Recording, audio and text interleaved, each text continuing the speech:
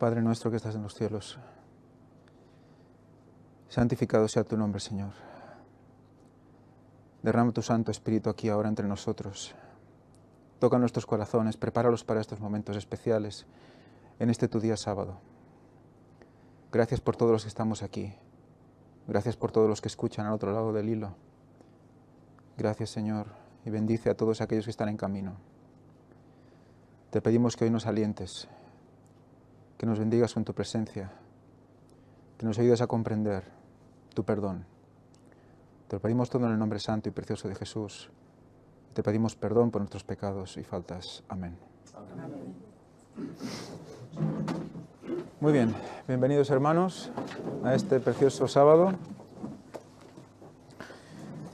Vamos a traer una lección esta semana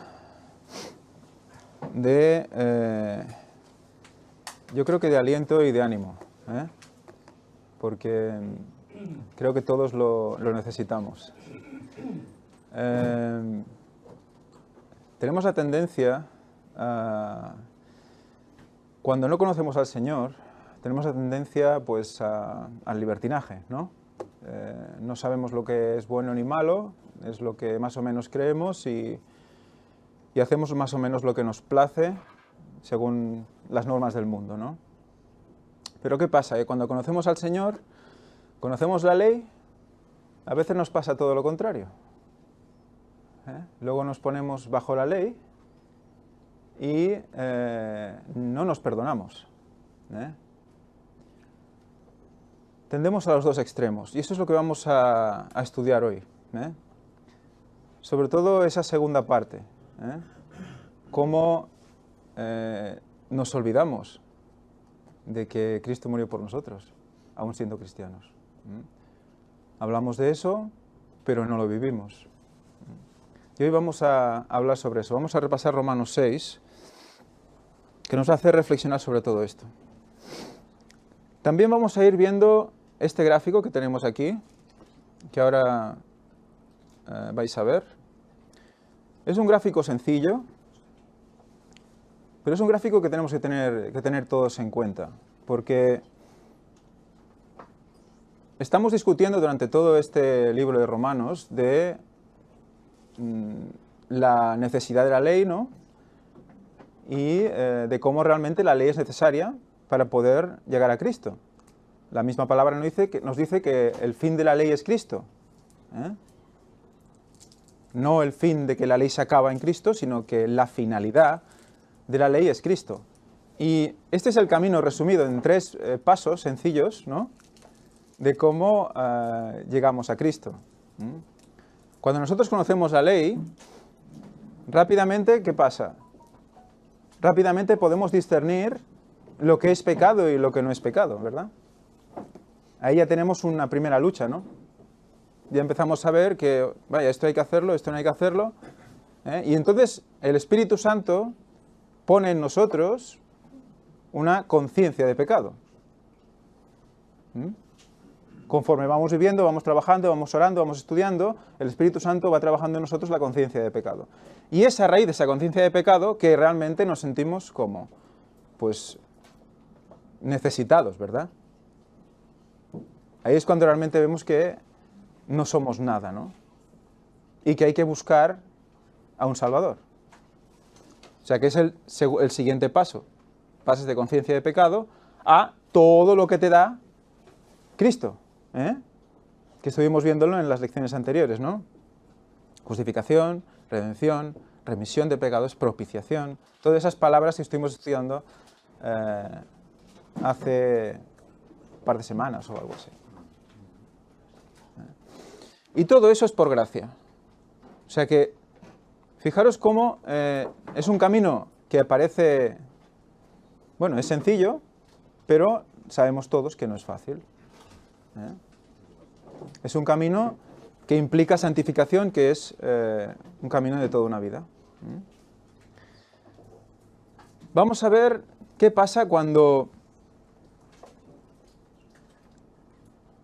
no tenemos ley o cuando vivimos bajo la ley. ¿Veis la diferencia? Son los dos extremos. No tenemos ley, pues no hay conciencia de pecado y por lo tanto no podemos llegar a Cristo. Vivimos bajo la ley, conocemos la ley, tenemos conciencia de pecado, pero no acabamos de ver el perdón. No acabamos de seguir adelante. No podemos dejar de mirar atrás. Las dos opciones, los dos extremos, nos llevan a la perdición. Tanto como cristianos como no cristianos. Y eso es lo que vamos a estudiar hoy. Vamos a empezar con la lección del sábado. Versículo para memorizar nos dice: el pecado no se enseñoreará de vosotros, pues no estáis bajo la ley, sino bajo la gracia. Por lo tanto, no estáis bajo la ley. No estáis bajo la ley, sino bajo la gracia. Recordemos que también aquí estaba luchando Pablo con aquellos que aún seguían los rudimentos de la ley, los rudimentos de la ley ceremonial. Pero también lo podemos trasladar al sentimiento de culpabilidad que muchas veces nos arrostra y que nos hace apartarnos de ver a Cristo.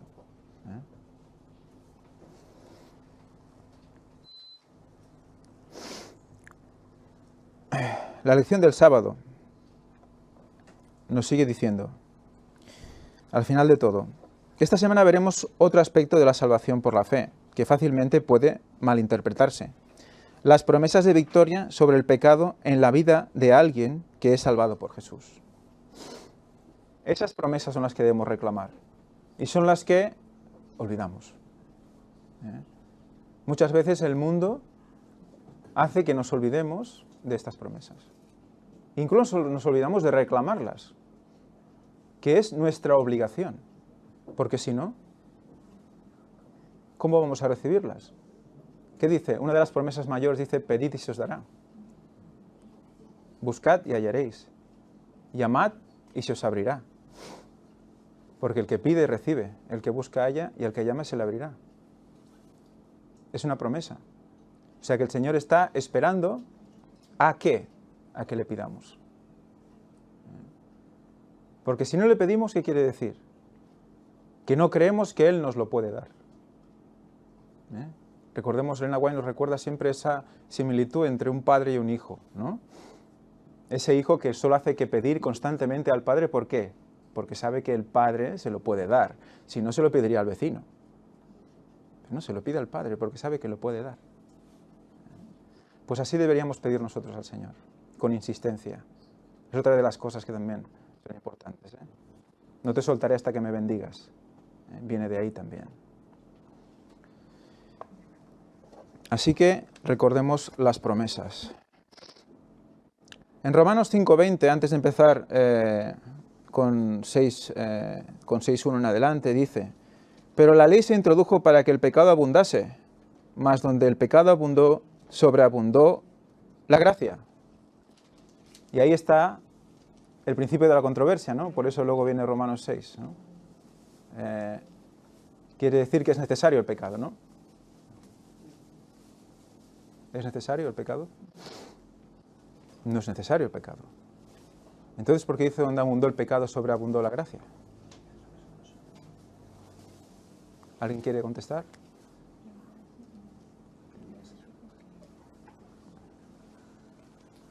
¿No?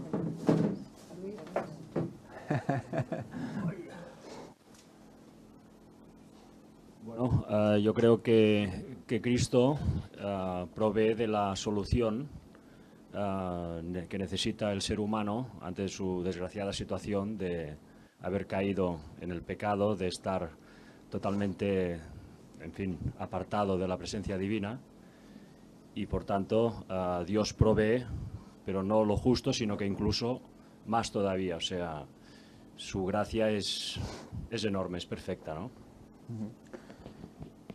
Entonces, que abunde el pecado, ¿qué quiere decir? Que más pecado es necesario. O sea, cuanto más pecado haya, ¿eso nos va a hacer que haya más gracia? ¿O quiere decir que antes no había pecado? ¿Cómo funciona esto? O sea, Hemos visto, ¿no? La conciencia de pecado, ¿qué hace? Acceso a la gracia también. Donde abundó el pecado, sobreabundó la gracia. Cuando tú conoces la ley, ¿qué abunda? La conciencia de pecado. Si tú conoces la ley, identificas el pecado. Por lo tanto, ¿qué es la consecuencia siguiente? Abunda la gracia, porque ¿dónde vas? ¿Qué vas a hacer ahí en esa situación? Vas a buscar la gracia de Dios. Donde abundó el pecado, sobreabundó la gracia. Siempre por encima, evidentemente. Siempre hay más gracia. Siempre hay gracia. La gracia es infinita, la gracia es Cristo. Es el don. Micrófono para atrás, por favor.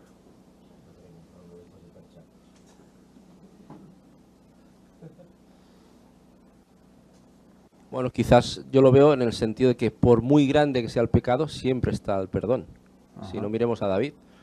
David, el hombre de Dios, pero aún así asesinó, no directamente, pero sí a través de su comandante. Por tanto, pero Dios lo perdonó. Exacto. ¿Por qué? Él estaba encegado. No recordaba la ley. El pecado le hizo no ver la ley. Pero en el momento que alguien le recuerda que hizo mal, abre sus ojos y ¿qué tiene? Conciencia de pecado. ¿Y entonces qué hace? Se arrepiente. Luego es cuando le pide gracia a Dios, le pide perdón a Dios. Siempre es el mismo paso, el mismo camino, ¿no? No podemos quedarnos en ninguno de esos tres pasos. Tenemos que llegar hasta el final. Bueno, al tercero sí.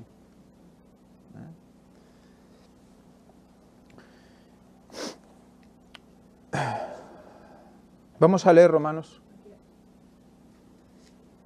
Yo también lo veo como la capacidad de reacción, ¿no? En momentos de situaciones que pecamos y nos cuesta tirar para adelante, que muchas veces en esas situaciones nos encontramos como que Dios me va a perdonar, ¿no? Pues ahí veo pues esa fuerza que Dios te da, ¿no? Y yo siempre lo he interpretado así, que la abundancia, sobreabundó la gracia, es esa capacidad de reacción frente al pecado, ¿no? O sea, ¿Satanás qué quiere? Si puedes ponerme el gráfico, Fanny, un momentito. Satanás quiere esto, que en el momento que tú hablas, que estás diciendo, ¿no?, que esa situación complicada, que nosotros no vemos salida, Satanás quiere que nos quedemos aquí, en la condenación. Vemos el pecado, nos metemos ahí en el pecado y hacemos una espiral y un quiste en eso que hemos hecho y no salimos de ahí porque primero no nos perdonamos a nosotros mismos y nos olvidamos de que aunque pedimos perdón a Dios, no sentimos su perdón. Porque nosotros aún seguimos ahí machacándonos.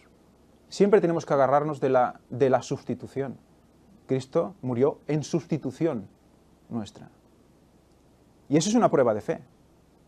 Ahí es donde realmente dice el Señor, tú estás en este momento de tu carrera de fe. Tú debes engancharte más al Señor en ese momento. Ahí es donde es tu momento de decir, bueno, en mi debilidad está, ¿qué? La fuerza, ¿no? O sea, cuanto más débil, más fuerte eres. ¿Por qué? Porque tienes la gracia a la puerta. Por eso esta lección es tan importante, porque es lo que debemos recordar todos los cristianos. Todos hemos pasado por eso, todos. Y Satanás se va a encargar de que cuanto más cerca de Dios queramos estar, más tengamos que pasar por esto. Porque, bueno, al menos desde mi punto de vista lo veo que cuando soy débil, soy fuerte, porque cuando somos débiles es cuando experimentamos el poder de Cristo. Entonces, contra ese poder de Cristo no hay nada, absolutamente nada que lo pueda hacer tambalear. Entonces, cuando nosotros reconocemos, tenemos esa conciencia de pecado y reconocemos que únicamente por esa gracia podemos ser salvos, entonces nos hacemos todos poderosos. En el sentido de que podemos absolutamente con todo con Cristo en nosotros, pero sin Cristo en nosotros somos totalmente nada, nada, y el diablo viene y nos zarandea y nos pega vueltas por todos lados. Pero cuando tenemos esa conciencia de que no podemos nosotros mismos, porque no podemos, porque somos humanos y nuestra tendencia siempre va a ser al mal, pero reconocemos que hay uno que sí puede y le abrimos las puertas y el Espíritu Santo trabaja en nosotros, entonces es cuando el poder se viene sobre nosotros y somos invencibles con Cristo.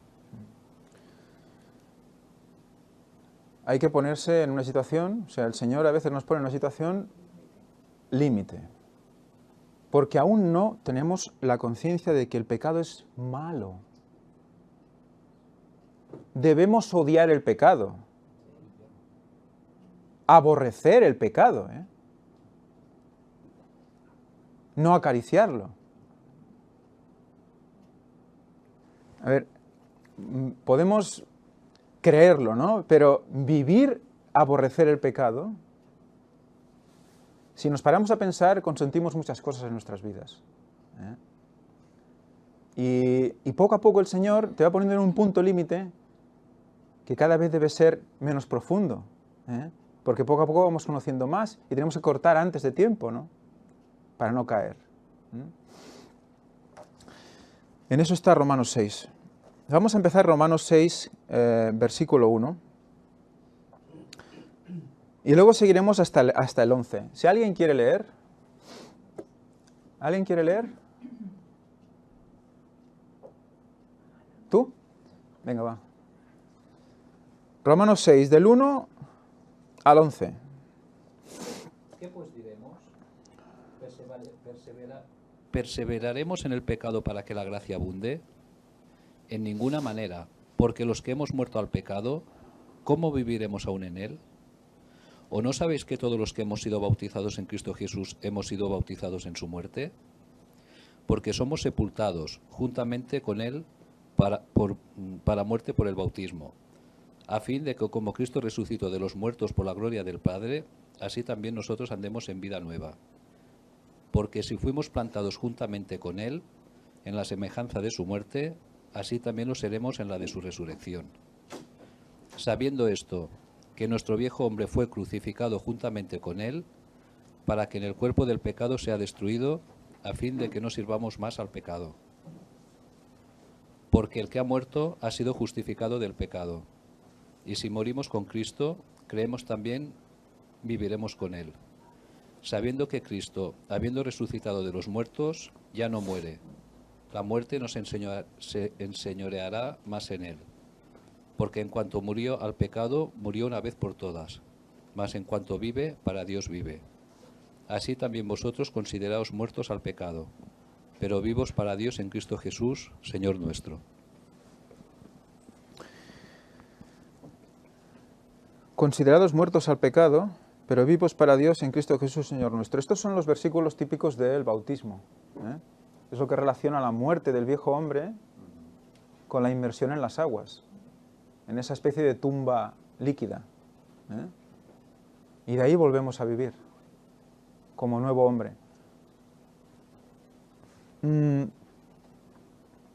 resumen de estos 11 versículos sería: consideraros muertos para el pecado y vivos para Dios.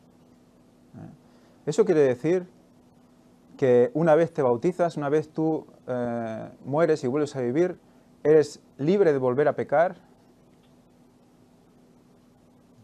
No, ¿verdad? No eres libre de volver a pecar. Pero, ¿estás dominado por el pecado? El pecado siempre está ahí. No como antes. Exacto. Aquí es lo que la lección nos quiere mostrar también. Hay un punto en el cual nosotros vamos a identificar el pecado, porque conocemos la ley, vamos a tener conciencia de pecado, pero tener conciencia de pecado no quiere decir que no vayamos a pecar más y que el pecado se haya ido de nuestro lado. Pero sí tiene que querer decir que no nos domina el pecado.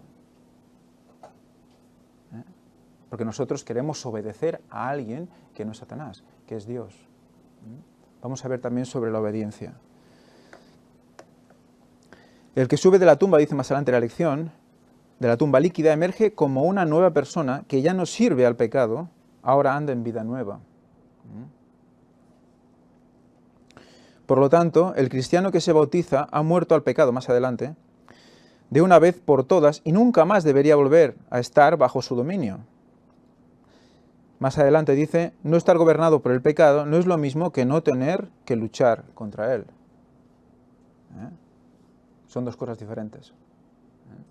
Por lo tanto, una vez nos bautizamos, tenemos una tendencia, y es, ahora nos hemos bautizado, ahora, claro, no podemos pecar. Bueno, antes tampoco, ¿eh? Pero ahora tenemos la conciencia más grande y no podemos pecar. ¿Qué pasa? Que pecamos. Y nos machacamos. Perdemos la visión de la gracia. Tenemos que seguir adelante. Olvidamos el perdón. No vivimos el perdón. Vivir en el perdón es vivir en que tú aceptas la misericordia de Dios para ti como don, como regalo, por gracia. Satanás nos apunta con el dedo, es el acusador. Recordad que ese nombre significa eso, acusador. Y está ante el Padre diciendo, mira, ¿ves lo que ha hecho? Y además te lo va diciendo a ti, te lo va recordando en la oreja todo el rato, ¿eh? ¿Ves lo que has hecho? El problema tantísimas veces es este.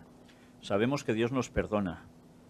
El diablo está ahí recordándote el pecado, pero incluso puede recordarte pecados pasados de a saber desde hace cuantísimo tiempo. Ya perdonados incluso. Sí, sí. Y el grave problema está en que muchas veces somos nosotros mismos los que no nos perdonamos a nosotros mismos. Cuando Dios ya lo ha hecho y recuperamos ese pensamiento y le damos vueltas, es la condición humana, tristemente. Y recordemos que por esta condición humana, cuando llegue el tiempo de angustia de Jacob, el tiempo final para el pueblo de Dios, en el cual ya todo estará decidido, habrá esos momentos en los cuales nos volverán al pensamiento todos esos pecados pasados, o algunos de ellos en concreto, que nos van a estar, como tú decías, machacando la mente, y algunos lo superarán pronto y otros tardarán más. Y allí va a ser la culminación definitiva de una criba, de una pureza absoluta, de purificación de carácter, en el cual, una vez superado eso, gracias a recordar que Cristo ha muerto por ti, y eso se te ha perdonado, te puedes sentir libre y esperar ese momento que ya faltará tan poco para el retorno de Cristo, con la esperanza de que se te va a llevar con Él. Amén. Y eso no debemos olvidarlo nunca. Es nuestra tendencia humana, pero siempre cuando venga ese pensamiento, Cristo murió por mí, y aferrarnos a Él como sea. Fijaros cómo ¿vamos a ser todos de los 144.000 que vamos a pasar la angustia de Jacob? No. ¿Pero qué nos dice Elena White? Orad para ser de los 144.000. O sea, la preparación que van a recibir los 144.000 también la tenemos que recibir nosotros. Todos debemos optar a ser de los 144.000. Si podemos, claro. O no podemos ser. Es para todos. Por lo tanto, estas angustias que podamos sentir ahora, que podamos vivir ahora, son preparación. Y así las debemos tomar. Con fe. Con gozo.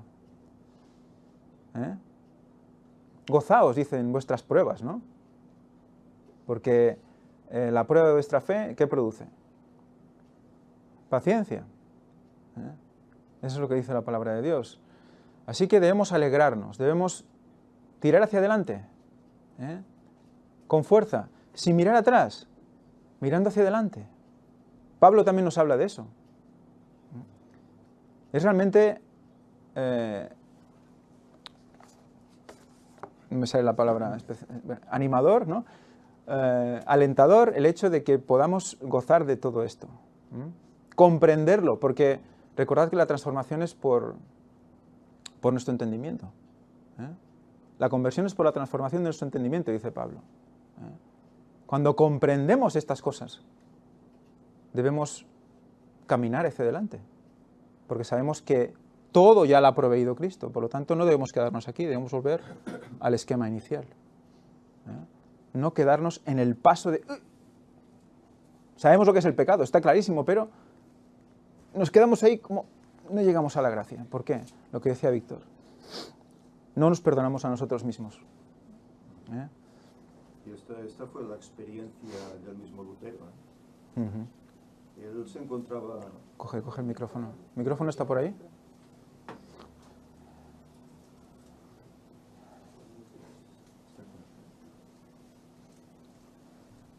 Sí, decía que esta fue la experiencia que vivió el mismo Lutero, porque él se encontraba pues pecador, se encontraba perdido, y eso era una angustia. Sabemos cómo hay muchos en religiones así extremistas, sobre todo católica, de Opus, etcétera, que incluso maltratan su cuerpo, ¿eh? Para liberarse. Soy pecador y se maltratan para liberarse. Eso no es lo que Cristo quiere. Y Lutero lo comprendió, que no era eso, sino que era la gracia de Dios, la justificación por la fe, lo que te liberaba de esa condenación que él veía en el pecado. Y esa experiencia la vivimos muchos, ¿eh? Pero cuando conoces a Cristo se te abre un mundo, una esperanza. Por eso es el mejor camino. Sí. Es el mejor camino. Por lo Fuera de tanto, él, hermanos, al ataque, ¿no? Somos un ejército, ¿eh? Somos un ejército, no sé si lo sabéis. Porque dice, es Dios de los ejércitos, ¿no? Y hay unos ejércitos, ¿quiénes son? Somos nosotros, ¿eh? Entonces, bueno, y los ángeles también. Pero estamos al pie de, como se dice, en el frente, ¿no? Estamos haciendo un trabajo que los ángeles no pueden hacer. En primera línea, ¿no? Y recordad que una de las tácticas que se utilizaba en la guerra y aún se utiliza para cargarse al enemigo es desanimarlo, ¿eh? La propaganda, ¿no? ¿Eh? Enviaban ahí panfletos diciendo que se habían cargado no sé cuántos miles de sus filas, y imagínate que es el soldado que está ahí recibiendo por todos lados, recibe un panfleto y dice, se han muerto 200.000 ayer. Y dices, pues, ¿qué hago, no? O sea, ¿me voy para casa o sigo luchando, no? Pues eso es lo que hace el diablo. Propaganda. Propaganda. De eso hablaremos también en Costa Rica, respecto de la propaganda, respecto del cambio climático. Es propaganda. Es una concienciación para hacerte creer que tú no sirves, no puedes, ¿eh? Ni siquiera en Cristo, ¿eh? Porque murió solo por los que no eran como tú, los que no eran tan débiles como tú. Tú no puedes asirte de Cristo. Eso es lo que nos dice Satanás, constantemente.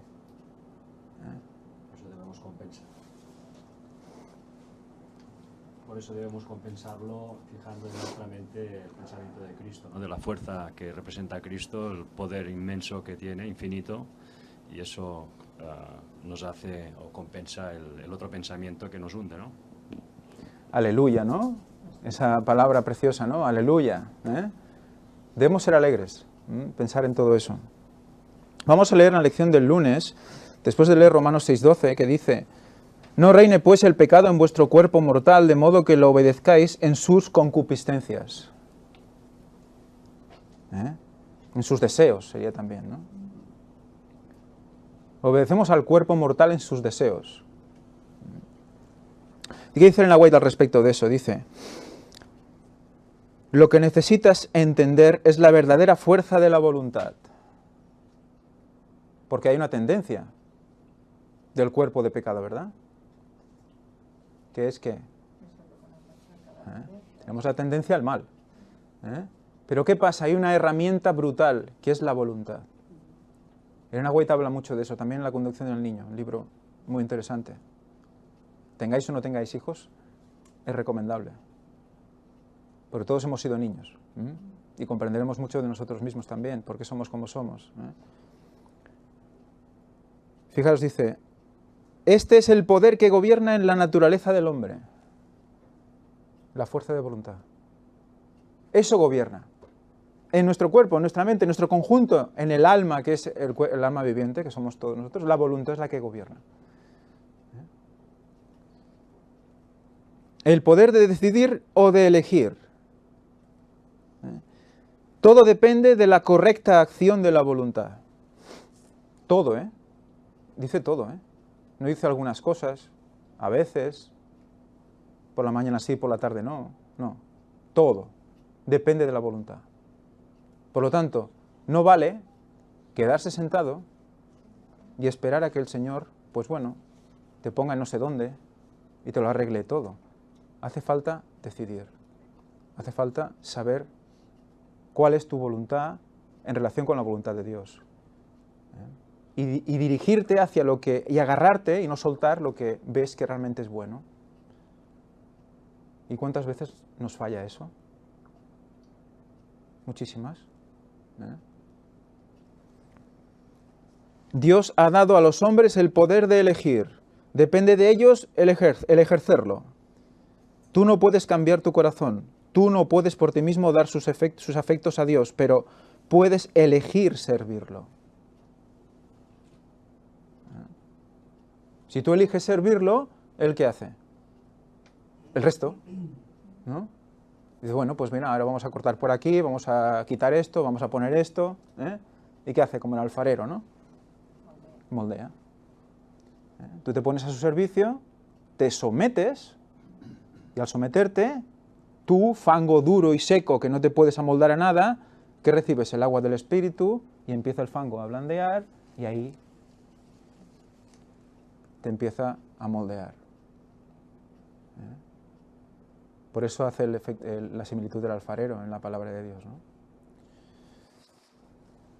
Sigue. Puedes darle tu voluntad. Entonces Él obrará en ti tanto el querer como el hacer de acuerdo con su voluntad. De este modo, tu naturaleza eterna será puesta bajo el dominio del Espíritu de Cristo, tus afectos se centrarán en Él y tus pensamientos estarán en armonía con Él. Tus afectos se centrarán en Él. Él pone el resto. Nuestros afectos no se pueden centrar en nuestra esposa, en nuestro esposo, en nuestros hijos, en nuestros amigos, no se pueden centrar en ellos. Hay que centrarse en Dios. Luego Él pone el resto. Él hará que ames más a tus hijos, que ames más a tu esposa, a tu marido, etc. De una manera que por ti mismo no llegarías, ¿no? Nosotros conocemos el amor televisivo, el amor sentimental, y creemos que eso es lo que llena, pero eso no es lo que llena. Eso da un placer momentáneo. Lo que realmente llena es el amor fiel, permanente, etcétera, etcétera. Eso, tal como explica Elena White, cómo define el amor. Es muy bonito. En Hogar Cristiano lo pone. Fiel y permanente. Tanto vale para la pareja como para la amistad. También ella lo compara. Es un gozo anticipado del cielo, ambas cosas. Y además es un amor que duda.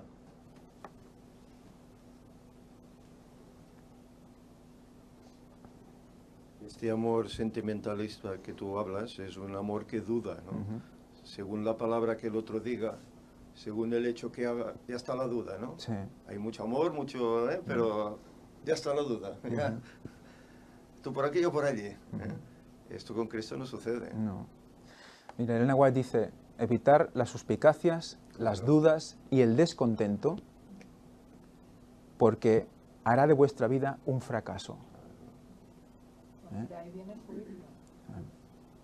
Suspicacias, dudas y descontento. Fijaros, eso es la definición de la naturaleza humana.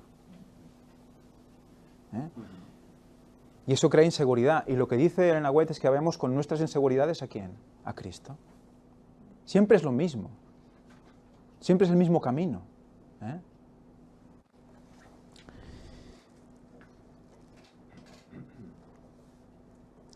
Bueno, más adelante nos recuerda de concupiscencias, aquí en este texto que hemos leído, quiere decir deseos, que ya lo hemos dicho. Más abajo dice, es decir, Dios es el centro de su nueva vida. La persona sirve a Dios, haciendo lo que le agrada a Dios y por lo tanto no puede servir al pecado al mismo tiempo.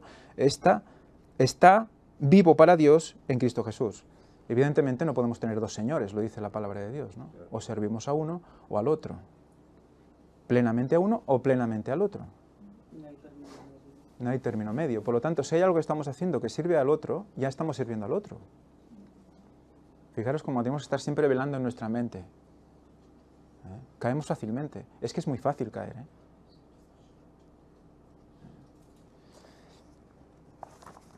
La lección del martes, Romanos 6:14. Porque el pecado no se enseñoreará de vosotros, pues no estáis bajo la ley, sino bajo la gracia. Volvemos al esquema. No estáis bajo la ley, sino bajo la gracia. Eso es estar bajo la ley. Recordemos. Evidentemente, recordamos, aquí la lección nos recuerda. Está hablando con personas que estaban guardando ¿qué? La ley ceremonial aún. Y les recuerda, no estáis bajo la ley, estamos bajo la gracia. Cuando Cristo vino, esa ley ya se acabó, la ceremonial. Pero se puede aplicar, evidentemente, al judaizar o al ser fariseos con la ley que ya tenemos también. Y con la ley vigente aún del Antiguo Testamento. Las normas para el matrimonio, algunas de la higiene, etcétera, etcétera. O sea, hay cosas que aún son vigentes, ¿no? Esas normas nos sirven para nuestra vida. Pero tenemos que verlas también con la visión de la gracia, que son para nuestro bien. No quedarnos solo en cumplir ciertas cosas y quedarnos vacíos por dentro.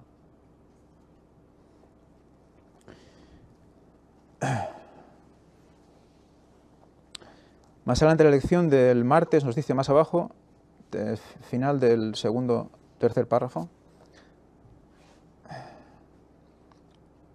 Estamos en el contexto de la promesa de la victoria sobre el pecado. Recordemos que es una promesa de Dios que somos victoriosos, ¿no? Creer en mí. ¿Por qué? Porque yo he vencido al mundo, dice Cristo. Por lo tanto, si nosotros nos asimos de Él, vencemos al mundo. Como decíamos, ¿no? Nos sentimos débiles, nos sentimos inútiles, como Elías mismo se sintió. Recordemos que oró 7 veces, ¿verdad? Y luego vino la nube.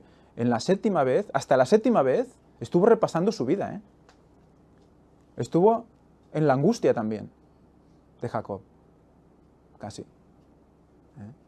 Estuvo analizando en cada oración, que cada vez que se arrodillaba pensaba, Señor, seguro que todo esto, seguro que... Y en la última dijo, porque yo no soy nada y tú lo eres todo. Dice Elena White que fue así. Y entonces vino la nube. Llegó a la comprensión, yo no soy nada, tú lo eres todo. Eso es una promesa, por lo tanto somos vencedores en Él. ¿Cuándo? Cuando sentimos como Elías, que no somos nada y Él lo es todo. Y que por mucho que podamos pensar y echarnos cosas a la cabeza, si Él no actúa, no eres nada. No puedes llegar a Él. Entonces, nuestra fuerza de voluntad, ¿hacia dónde va? Hacia comprender eso.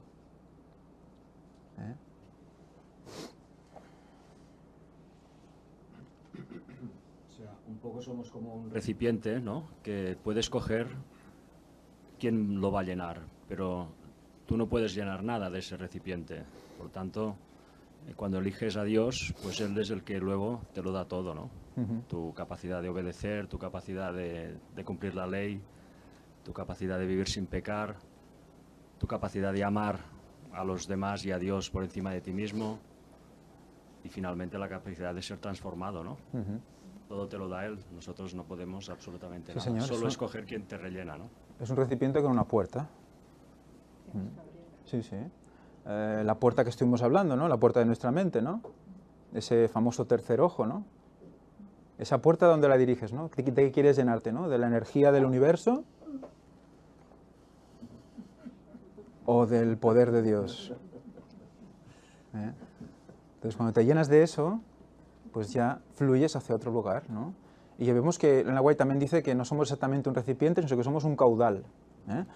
O sea, somos como una gran tubería que recibimos luz y que solo podemos ser caudal si damos esa luz a alguien, ¿no? Si nos lo quedamos somos un recipiente, pero ahí esa luz se va pudriendo, y no recibimos más. En cambio, si vamos dando, vamos recibiendo. Es como lógico, ¿no? Si el recipiente se llena y no cabe nada más, pues nada, si no lo vacías dándolo a los demás, por eso no es cuestión de que es mi verdad, ¿no? Es la verdad de Dios que la recibo y la doy. Somos caudal, dice Elena White. Es como el río, ¿no? Sí, sí, un río. Recibe el agua de la montaña. Es el mismo símil que decíamos, es como un río, ¿no? Que él recibe el agua de las nieves, de las montañas, ¿no? Y va bajando hasta llegar al mar, pero mientras tanto va nutriendo tierras, huertos. ¿Y el mar qué representa en la Biblia? La gente, ¿no? Las multitudes. O sea que eso es lo que tenemos que hacer, llevar el agua fresca, ¿no? A las multitudes. Ese es el camino del cristiano, ¿no? Ir recorriendo, bajando esas aguas, ese río, pero nutriendo a los demás, ¿no?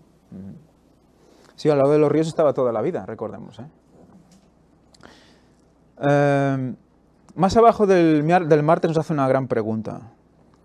¿Qué evidencias tangibles puedes señalar que revelen lo que Cristo ha hecho en ti? Tangibles, ¿eh? Tangibles es que tú las puedes tocar, ¿eh? O sea, que tú las puedes vivir, que tú las recuerdas, hechos, cosas, ¿eh? De tu vida.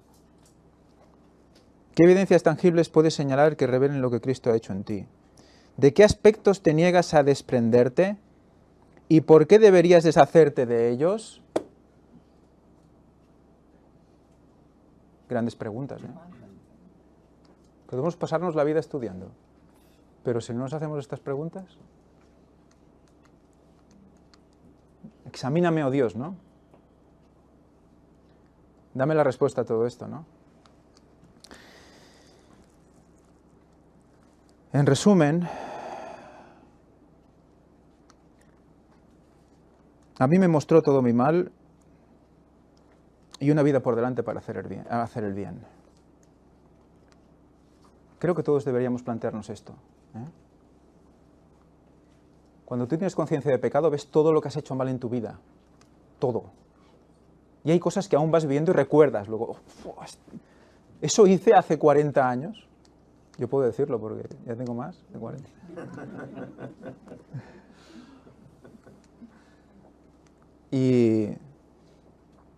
Pero ¿qué pasa? No podemos quedarnos ahí. Tenemos toda una vida por delante para hacer el bien. ¿Eso no te da alegría? ¿No te da esperanza? ¿No te pone una sonrisa en la boca? Toda la vida por delante para hacer el bien. Lo que hay detrás no cuenta. Lo tira al abismo, dice. No sirve. Lo que me interesa es lo que vas a hacer a partir de ahora. Y vamos a hacerlo juntos, dice. Por lo tanto, vamos a ese viejo refrán que dice, mientras hay vida hay esperanza, ¿eh? Por lo tanto, gracias a Dios, ¿por qué? Por la vida. Porque aún podemos hacer el bien, ¿eh? Olvidémonos ya del mal que hemos hecho y vamos a hacer el bien. Es que, bueno, yo quería comentar algo. Es que a veces olvidamos el propósito que tenemos en esta vida. Yo quería leer una cita pequeña de Elena White que colgué hace algunos días, que dice, muchos no entienden el propósito para el cual fueron creados. Lo fueron para beneficiar a la humanidad y glorificar a Dios más bien que para gozar de sí mismos y glorificarse. Es que si no entendemos esto, nuestra vida va a ser un viacrucis total. Si no entendemos que fuimos creados para hacer el bien, para hacer la obra de Dios, que eso es lo que nos debe de mover a hacer absolutamente todo, entonces vamos a estar siempre no siendo constantes, no siendo felices. ¿Por qué? Porque nuestros objetivos están marcados en otro lugar. Pero si nosotros tenemos la conciencia de que fuimos creados para beneficiar a la humanidad, para llevar a otros el amor de Cristo, y viendo la humanidad tal cual estamos viendo, que cada vez va peor, cada vez hay más gente que necesita de Dios, cada vez hay más gente que está hundida en las depresiones y en cuantas cosas. Entonces nosotros que conocemos, que tenemos esa luz, que sabemos lo que viene y la esperanza de que Cristo viene, para eso fuimos creados, para llevar esa luz a otras personas, y es la única forma en que nosotros podremos ser felices aún aquí en esta tierra, que tendremos nuestros problemas y nuestras luchas, pero teniendo eso como objetivo, nunca vamos a caer, siempre vamos a ir para adelante. La lección del miércoles, Romanos 6:16. Vamos a leer Romanos 6:16 al 18. ¿No sabéis que si os sometéis a alguien como esclavos para obedecerle, ¿Sois esclavos de aquel a quien obedecéis? Ya sea del pecado para muerte, ya sea de la obediencia para justicia.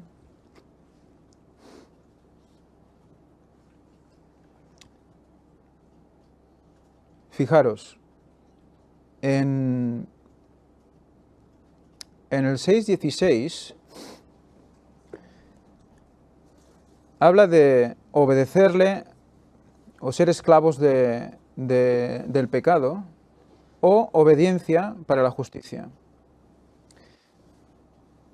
Si nosotros buscamos la palabra de obediencia para justicia,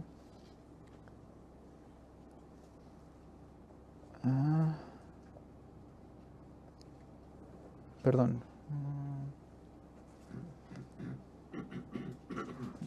Si buscamos la palabra obediencia para justicia, nos va a salir sumisión. Sumisión. Volvemos otra vez a someternos, como hayamos hablado en algunas ocasiones. Como esa palabra tiene que estar en la mente de la Iglesia. Someterse a Cristo. Es una obediencia realmente total. No es una obediencia a veces. Es una obediencia de someterse. Por lo tanto, es todo lo que Cristo decida que debes hacer, debe hacerse. Más adelante, el 17, pero gracias a Dios que, aunque erais esclavos del pecado, habéis obedecido de corazón a aquella forma de doctrina a la cual fuisteis entregados. Y libertados del pecado, vinisteis a ser siervos de la justicia. Fijaros. Estamos hablando de esclavitud del pecado y servidumbre de justicia. Fijaros, es muy interesante, porque un esclavo a veces podemos pensar, ¿no?, que es alguien que está pues a la fuerza en un lugar. Pero un servidor, un sirviente, un siervo es un siervo fiel, ¿no? Un siervo es alguien que busca el bien de su Señor, que quiere servirle por fe, por amor, ¿no? ¿De acuerdo? Que lo hace libremente, ¿no? Lo hace libremente. Sí, pero lo que está claro es que somos esclavos o de uno o de otro. Eso es impepinable. Porque libres no somos. No conocemos a Cristo, nos creemos libres, pero no. Estás en las garras del diablo. Aparentemente te ves libre, ¿no? Pero cuando sigues a Cristo, que estás esclavizado a Cristo, Él te da la auténtica libertad. Él te forma como persona, te da felicidad, te da seguridad. Por eso hay que ser esclavos de Cristo, no del otro. El otro solo te llevará a la ruina, a la miseria, a la mala vida y al final a la perdición, ¿no?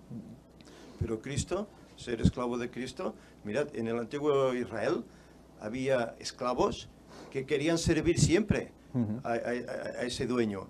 Incluso se dejaban horadar la oreja y estaban, después de los 7 años, estaban permanentemente en esa casa. ¿Por qué? Porque se sentían bien, estaban bien cuidados, eran tratados como hijos incluso. Pues esto es lo mismo que Dios pretende con nosotros. Si le obedecemos de esta forma como esclavos, Él hará todo lo mejor para nosotros. No nos dejará abandonados, no nos dará lo peor, las obras, nos dará los manjares. Hay que recordar que el concepto que comentas de esclavitud bíblico es muy diferente del concepto de esclavitud que tenemos nosotros en la mente. Tenemos el concepto de esclavitud, pues, típico de la esclavitud de la raza negra, América, etcétera, etcétera, ¿no? Obligados, machacados y tal. Entonces, claro, cuando alguien escucha esclavos de Cristo, esclavos de Dios, salen corriendo. ¿Por qué? Porque el Antiguo Testamento pues no se lee ni se comprende, ¿no?, ni se quiere tampoco, ¿no? Entonces un poco iba a ese sentido, ¿no? Que realmente hay un servicio en esa esclavitud, ¿no? Que ese servicio hacia los demás también te hace esclavo de Cristo, pero que en cierta manera, ¿qué es? Es libertad. Es libertad de pecado, ¿no? Libertad de pecado, ¿no? Si seguimos leyendo, vamos del 19 al 23. Hablo en términos humanos por vuestra humana debilidad, que así como para iniquidad presentasteis vuestros miembros como siervos a la inmundicia y a la iniquidad, así ahora para santificación presentad vuestros miembros como siervos a la justicia. De lo mismo que habéis utilizado para hacer el mal, utilizadlo ahora para hacer el bien. Porque cuando erais esclavos del pecado, erais libres respecto a la justicia. Aquí la palabra libres significa sin freno para ir al placer. Sin freno para ir al placer, erais libres para la justicia. ¿Qué fruto teníais entonces en aquellas cosas de las cuales ahora os avergonzáis? Porque el fin de ellas es muerte. La libertad, que te parece libertad, pero al fin es muerte. Mas ahora que habéis sido libertados del pecado, esta libertados es casi la misma palabra que hemos dicho antes de libres, de justicia, con una terminación diferente. Pues aquí ya sí que implica hacer libre. Fijaros como la misma palabra, la misma raíz muchas veces implica una cosa y toda la contraria. Lo hemos visto muchas veces, en muchas lecciones que hemos tratado sobre las palabras hebreas, o las palabras griegas en este caso.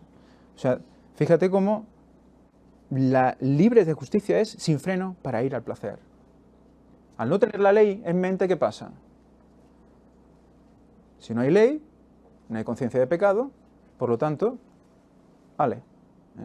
Lo que en el mundo se entiende libre albedrío es libertinaje, pero lo que la Biblia dice que es libre albedrío es libertad para elegir. Para libertad para elegir, lo que decíamos antes, ¿quién quieres que llene? ¿O quién quieres que te dé ese poder, esa energía que va a hacer que llegues a los demás, ¿no? Y aquí es donde juega la voluntad humana, ¿no? Claro, aquí está la voluntad. La voluntad es como el interruptor, ¿no? Hay veces interruptores que son, que si lo tiro hacia la izquierda va hacia un lado, hacia la derecha va hacia el otro, ¿no? Pues es la voluntad de decir, ¿hacia dónde pongo el interruptor, no? La que crea el carácter. Bueno, el carácter te lo pone Dios. Lo que pasa es que tú dices, bueno, es como aquel que quiere aprender algo, ¿no? ¿A quién voy? ¿Al maestro bueno?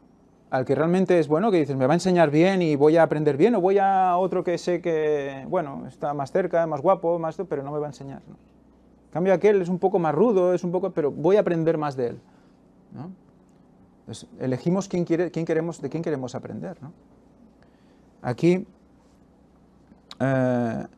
más adelante en la lección del jueves, vamos a leer el penúltimo párrafo que dice: observa además que en la descripción del retrato de los dos amos, Pablo llama la atención sobre el hecho de que servir a un amo implica librarse de servir al otro. De nuevo vemos que las alternativas son bien específicas, o una o la otra. No hay término medio. Al mismo tiempo, como todos sabemos, estar libres de dominio del pecado no significa ser impecables, y que no luchemos o incluso que a veces no caigamos. Significa que ya no estamos dominados por el pecado, por más que éste siga siendo una realidad en nuestra vida y por más que debamos reclamar diariamente las promesas de victoria sobre él.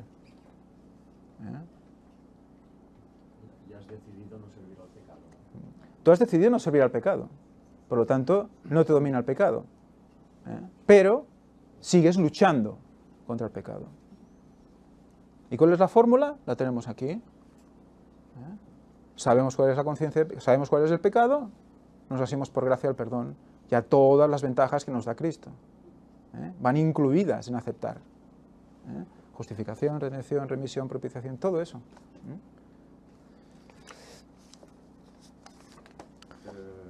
Aquí dejábamos una cosa que es interesante, Sí. en el versículo 17, Sí. que nos habla de la auténtica doctrina.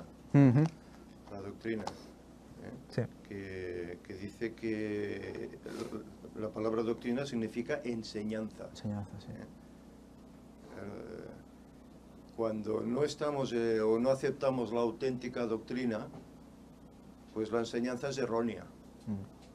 Entonces, ¿qué quiere decir? Que en vez de progresar, retrocedemos.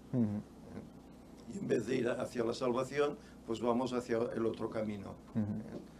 Claro, doctrinas, hay muchas en la Escritura, ¿verdad? Pero hay que aceptarlas todas, no unas sí y otras no. Y tenemos el caso, pues, por ejemplo, de la doctrina de la divinidad de tres, que está siendo tan atacada y el diablo se cuida de ello, ¿no? Claro, cuando rechazas esa doctrina, sobre todo la de la tercera persona de la divinidad, ¿qué sucede? Él ¿qué hace? Te ayuda a entender, a comprender, ¿eh? Claro, si lo rechazas, no puedes entender las doctrinas, ¿eh? Y a veces pues ves cosas y las ves erróneas, como el blanco de la ley es Cristo, ¿no? Claro, ya está, ya no hay ley. Claro, si tienes el Espíritu, pues te darás cuenta de que eso significa otra cosa. Igual que el día y la hora nadie sabe, significa otra cosa de lo que está diciendo, ¿eh? Más profundo. Por eso es bueno andar en la auténtica doctrina. Pablo se preocupaba por eso. Por eso escribía a las iglesias que andasen en la auténtica doctrina. Porque habrá lobos disfrazados entre vosotros que os enseñarán otras cosas, otro evangelio diferente, ¿eh? Lo importante es la auténtica doctrina, pero aceptarlas todas. No, esta sí, porque me va bien, me es cómoda, pero aquella no, ¿no? Hay que someterse. ¿Eh? Como siervos hay que someterse a la voluntad de Dios, aceptando todo. ¿Hay que guardar el sábado? Bueno, pues hay que guardar el sábado, es lo que el Señor demanda. ¿Eh? ¿Hay que hacer otras cosas? Pues hay que hacerlas, porque es lo que el Señor demanda para tu bien y para tu futuro, que será eterno, si eres obediente en ese aspecto, ¿no? Yo quería resaltar eso que nos dice en 17, 18, creo que es, dice, aunque erais esclavo, habéis obedecido. ¿Eh? Eréis esclavos de Satanás, pero habéis obedecido. ¡Ánimo! Habéis obedecido. ¿Eh? Por lo tanto, recoged todas las herramientas, todas las armas que tenéis, ¿no? En Cristo. El viernes, y ya acabamos. Leemos lo que dice Elena White, dice: Él, Jesús, nos consintió en pecar, perdón, no consintió, Él, Jesús, esto habrá de cortarlo, Él, Jesús, no consintió en pecar, ni siquiera por medio de un pensamiento cedió a la tentación, igual que nosotros, ¿verdad? Igual. Así también podemos hacer nosotros. La humanidad de Cristo estaba unida con la divinidad. Fue hecho idóneo para el conflicto mediante la permanencia del Espíritu Santo en él. Y él vino para hacernos participantes de la naturaleza humana. Divina. Eso es muy importante. Muy parecida a la que acabas de leer. Y recordemos que esto siempre va asociado desde el mismo momento del nacimiento de Cristo, ¿eh? A ver quién de nosotros ha empezado así su vida. Elena White dice que Cristo, bueno, y la Biblia también, ¿no? Que Cristo se apartó de la divinidad, o la apartó para él como hombre enfrentarse, ¿no? Pero, Elena White dice que mantenía la vida del universo y de las personas aún encarnado. Sustentaba todo. O sea, no dejó la divinidad, dije, mira, la dejo al Padre y yo me pongo aquí de hombre, no. Era hombre y Dios. Era hombre y Dios. Y dice que, ¿qué? Dice, y él vino para hacernos participantes de la naturaleza divina. ¿Por qué?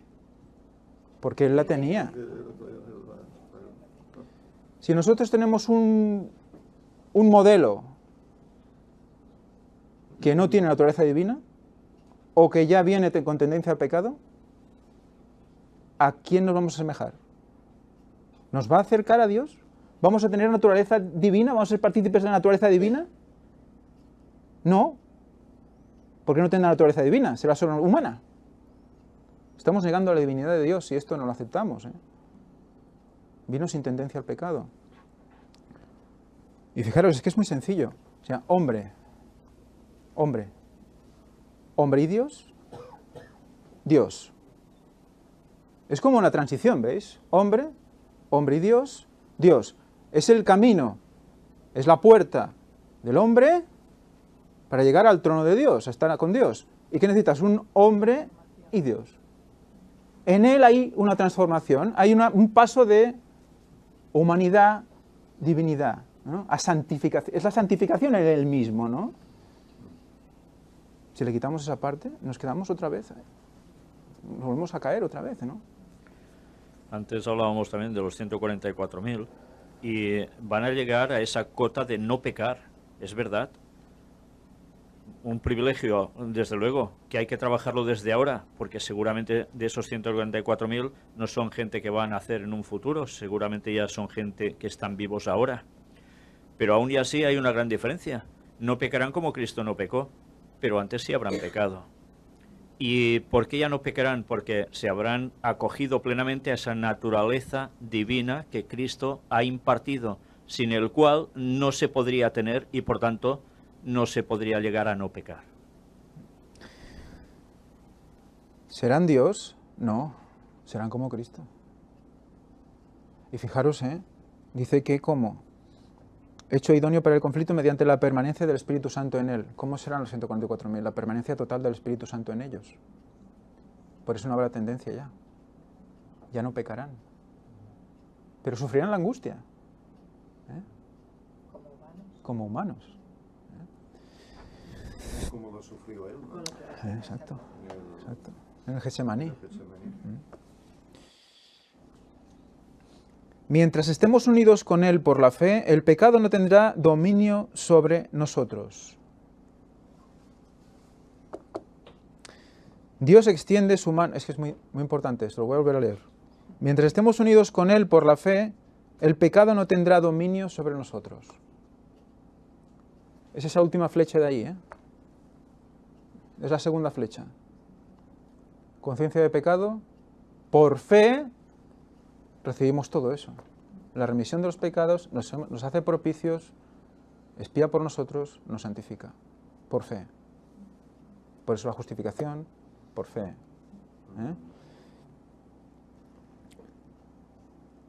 Dios extiende su mano para alcanzar la mano de nuestra fe y dirigirla a asirse de la divinidad de Cristo, con el fin de que nuestro carácter pueda alcanzar la perfección. En nuestro bautismo nos comprometemos a romper toda relación con Satanás y sus instrumentos y a poner corazón, mente y alma en la obra de extender el reino de Dios, que decía Fanny antes. Corazón, mente y alma, ¿en qué?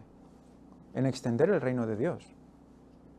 Debe ser nuestro levantarnos y nuestro acostarnos, de pensar en que debemos trabajar para que el reino de Dios se expanda. ¿Llevando a quién? A los que no lo conocen. Una profesión del cristianismo sin la fe. Una profesión del cristianismo sin la fe y las obras correspondientes no servirá de nada. Nadie puede servir a dos señores. Los hijos del maligno son los siervos de su señor, al cual se entregaron para obedecerle. Son sus siervos y no pueden ser siervos de Dios a menos que renuncien a todas sus obras. No puede ser inofensivo para los siervos del Rey Celestial tomar parte en los placeres y las diversiones de que participan los siervos de Satanás, aun cuando repitan a menudo que las tales diversiones son inocentes. Es la venta, ¿no? La propaganda que decíamos antes, ¿no? Es la propaganda. La propaganda es, disfruta de esto porque la vida son 3 días o 4, tampoco te va a pasar nada porque lo pruebes, disfrútalo y luego ya. Ya mañana hablamos. A mí no me afecta, ¿no? No, a mí me afecta menos. Bueno, Dios ha revelado verdades sagradas y santas que han de separar a sus hijos de los impíos y purificarlos para sí. Los adventistas del séptimo día deben vivir conforme a su fe. Y para acabar, porque no sé, creo que se me ha hecho un poco tarde. Para acabar, primero recordar que Él hizo su parte, por lo tanto ahora nos toca a nosotros hacer la nuestra, que es aplicar la voluntad en Él. Nuestra voluntad, someterla a su voluntad, es lo que nos toca hacer. Y quiero leer Romanos 8, 31 al 39, porque es alentador. Romanos 8, 31, 39 es para todos los pecadores. Y como somos todos pecadores, vamos a escucharlo. ¿Alguien quiere leerlo? Romanos 8, 31 al 39. Nos va a dar poder, o sea que aprovechar. Romanos 8, del 31 al 39. ¿Alguien quiere leer? Aquí detrás, aquí está. Romanos 8, de 31 al 39. Porque he visto que en la lección de Romanos no se va a leer esto. Y creo que lo estaba buscando. Hay pasajes que se los dejan. Sí, pues Romanos 8, 31 al 39 yo creo que... Vamos a leerlo despacito. Despacio. Y a darnos cuenta de lo que se dice aquí. Vamos a reflexionar sobre lo que se dice aquí. ¿Qué pues diremos a esto? Si Dios es por nosotros, ¿quién contra nosotros? Si Dios es por nosotros, ¿quién contra nosotros? Sí, Satanás, pero ¿quién va a vencernos? Si Dios está con nosotros, ¿vamos a tener enemigos que estén a la altura? Sean gigantes o no. No vamos a tener enemigos. Bueno, quiero decir enemigos que nos venzan. Seguimos. El que no escatimó ni a su propio Hijo, sino que lo entregó por todos nosotros, ¿cómo no nos dará también con él todas las cosas? Dio a su propio Hijo, dice, si dio a su propio Hijo, ¿cómo no nos va a dar todas las cosas? O sea que todo es nuestro.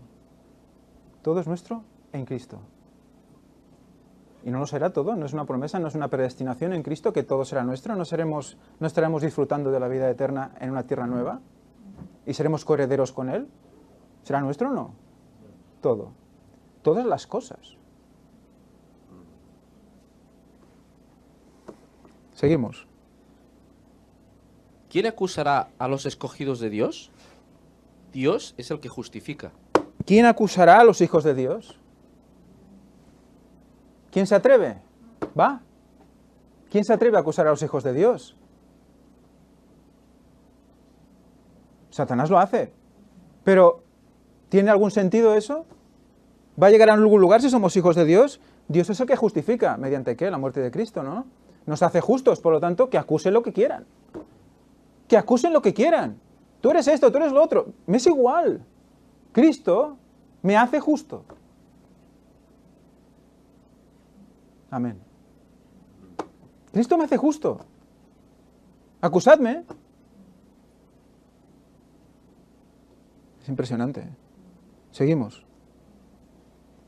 ¿Quién es el que condenará? Cristo es el que murió, más aún el que también resucitó, el que además está a la diestra de Dios, el que también intercede por nosotros. ¿Quién es el que condena?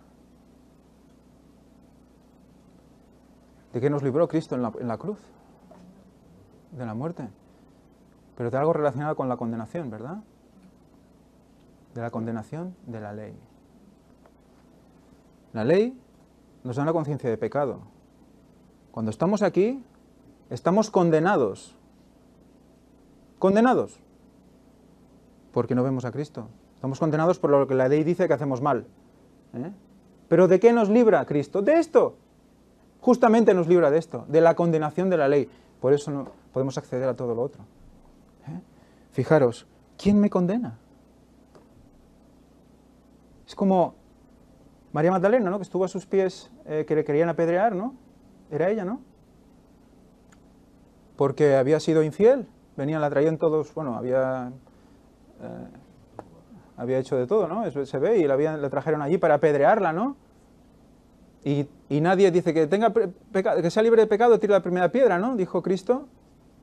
Y nadie tiró la piedra, ¿no? Porque les enseñó los pecados ahí escritos en el suelo y todo el mundo se fue, ¿verdad? Entonces, Él le dice, ¿ves a alguien que te condene? ¿Ves a alguien que te acuse? Dice, no. Dice, pues ve, yo tampoco te condeno. Yo tampoco te condeno. Ve y no peques más. Porque Él ya estaba representando ¿qué? ¿Qué iba a hacer? Iba a librarlos de condenación. ve y no peques más. Pero estás libre de condenación. Yo no te condeno. ¿Eh?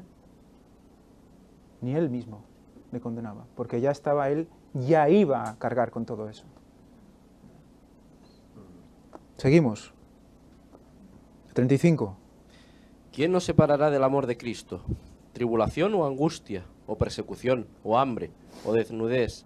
¿O peligro? ¿O espada? ¿Quién nos separará del amor de Cristo? Es que cada versículo es más alentador. ¿Quién nos separará del amor de Cristo? ¿Quién me acusa? ¿Quién me condena? Nadie puede. Estoy justificado por Él. ¿Quién me separará de Él? ¿Recordáis el himno del principio? Jamás podrá nadie separarnos. Jamás podrá nadie separarnos de Cristo. De su amor hacia nosotros. Nosotros podemos separarnos de Él cuando queramos, ¿eh? ¿Verdad? Decir, mira, pues ya no lo quiero. Pero Él seguirá amándote.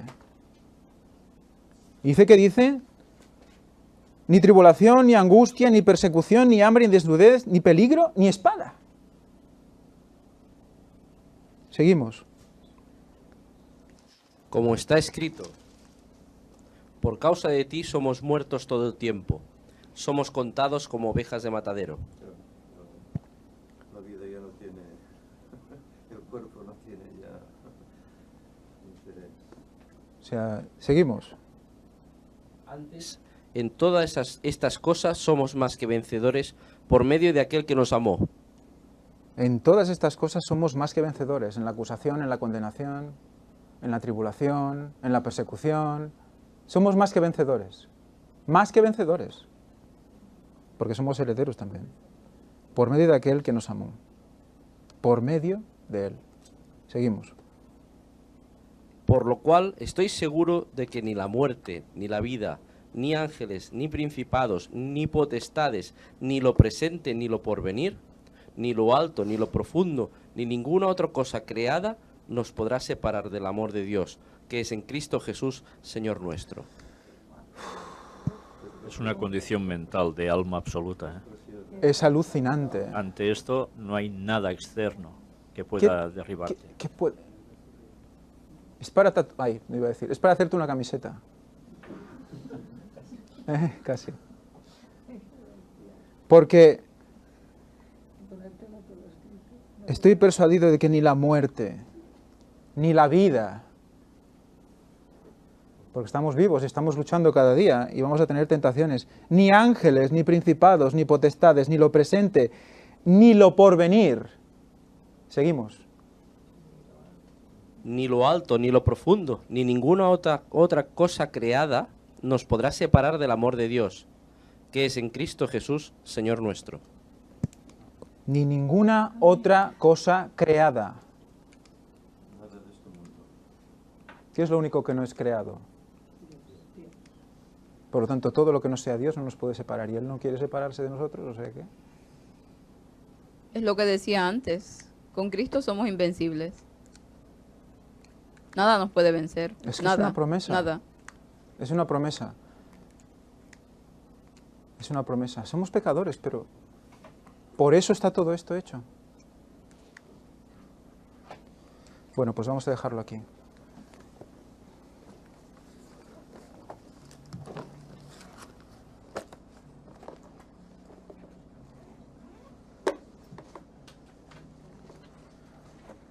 Josep, pots fer l'oració, company? Algú té el micro? O tu mateix, va. No?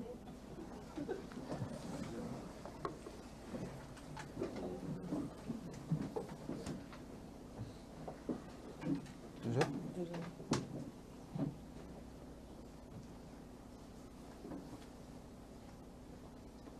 No sé si están llegando, sí.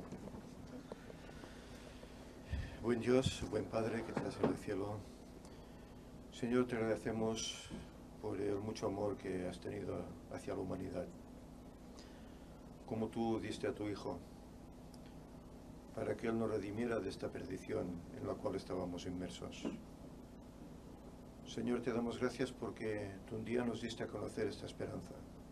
Nos llamaste de las tinieblas a tu luz.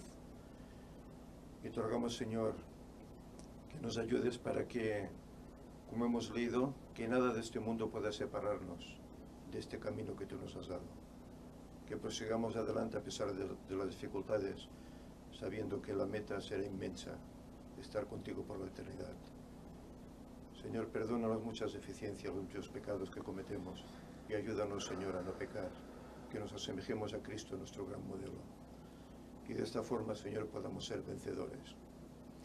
Y a la vez, Señor, que también podamos ayudar a otros a salvarse, a conocerte, a cambiar el estilo de vida, sabiendo que esta vida es pasajera, que aquí solo somos peregrinos, pero que de aquí un poquito tiempo tú vendrás, Señor, a buscarnos para darnos la vida auténtica, que nunca terminará. Señor, que tu paz quede con nosotros, que el ánimo de seguirte esté siempre ahí, que tu Espíritu nos acompañe. En nombre de Jesús te lo pedimos. Amén. Amén. Amén.